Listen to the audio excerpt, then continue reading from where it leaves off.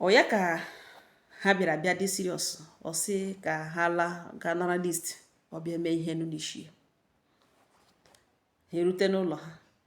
the very first time ọ hụrụ step sister ya etie Jesus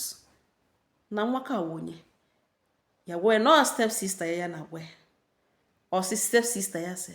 no mo lekwa height na oyi kwuru eyi na-ewe o ya sị yes na otu nwoke mụrụ ha abụọ anya ya pụzi hapụ na ahụ nwanne ya nwaanyị ahụ befe ya mara nwunye nna ya na-arịarị ya n'ahụ na-anabata ya ịkwakpo ekura ha arapara ya n'ahụ befe ya mara nwanne ya nwaanyị erute nso na-anya kashi na-ere kashi ka akwụ ugo ke nwoke ya kporolo adịzi lost ka ha laghachiri city ebe ha nọ agwa ya gbanwee ọgwa wee sị na ya neediri little break na ya chee na ya na ya boga continue here ya na-eme na in fact na ya enweghị mixed feelings tire oji ejiri ya na mmanya jiri oji mmanya gara chọọchị ejiri ya oji somewhere na ya chee na ọ ga-awụzi ya na ya abụọ na in fact na ya neediri break ume awụ ya n'afọ ya kwuo n'obi ese onye manụ ma nwunye nna ya kpọọla ekowara ya bada nwere ihe nwunye nna ya ga-akụrụ ya na-akụbere ya jụọ ese gịnị wụ ihe mere ọgwa ese nwe efu mkpụrụ ihe mere ya jụọ ese gịnị ọgwa ese nwe ihe mere na ya na-agwa na enweghị o mere na ya ọ wote echiri chọọ ya nọrọ nga buo ngwongwe lawa ya mekwa ya kpee sọsọ ọ chọghị ịgwa ihe mere o ji break ka up with her ọgwa ese nwe ihe n'ụdị ọwa iwu n'ọwa iwu ya gbashizie n'ọrụ onwe ya hụghị onye na-arịọ nwoke ka eji atọ onwe nwoke na ya dị 32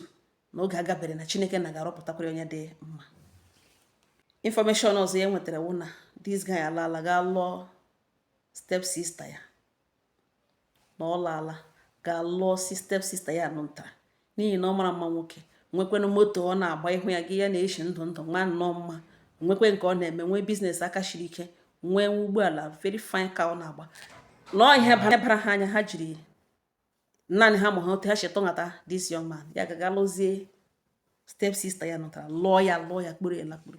mgbe e nwetaziri information ọkpọwe sị na ọ na-ịgwara ya na Jizọs ahụ ọhụrụ otigeda dị ọhụrụ nwanne ya na ọ wụzi ebe obi ya nọ ọgwawe sị ya dị sorry na ele otu ya ga-esi agwawe ụdị ihe ahụ ya chọọ ka efili we bad this and that ọgwa na ọ chọọ ka efili bad chefuo na ọ wụ nwanne ya na ya ga-alụrụtụkwa ụlọ one way dị ọdị ya ga-amakwa na ọ gara ịgwa ya na nsogbu anọ na ewishiri ha good luck na ọwụhụ ke na ọwụrụ ke na ihe ahụ o mere ọ gaghị eme ruo ime anaghị eme ihe ahụ o mere na ebe Chineke eshile tụrụ ha kpege nwa ike na elejikwere nwanne ya anya na ọ gwụla ihe ya ma ya bye agbanyụ ọfụ